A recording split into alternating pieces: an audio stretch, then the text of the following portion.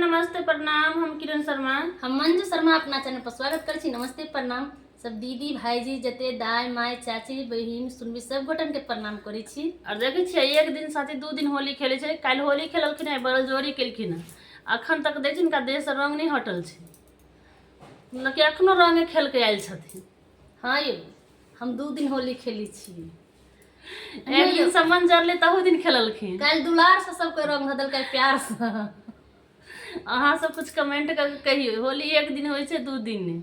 हम सब बहुत प्यारा गीत गावा, बहुत दर्दनायक बेटी विवाह गीत गावा जा रहल छी। अहाँ सबके केहन लागत कमेंट बॉक्स में जरूर लिखब, जरूर बताएब। बहुत प्यारा ई गीत बहुत पुराना छै, हमरा सबके दाई माय चाची सब गबै छलखिन तऽ हम सब सुनै छी तऽ कहियो काल याद पड़ि जाय हुनका सब वाला गीत तऽ हम सब गा दै छी।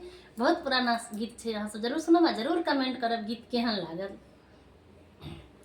बाबा यो चली देली घर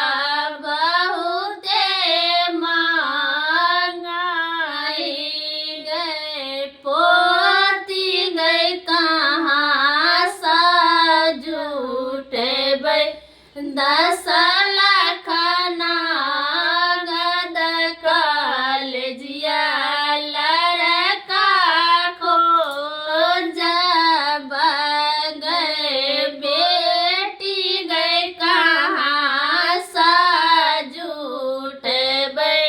10 लाख नागद कलजिया लड़का खोजब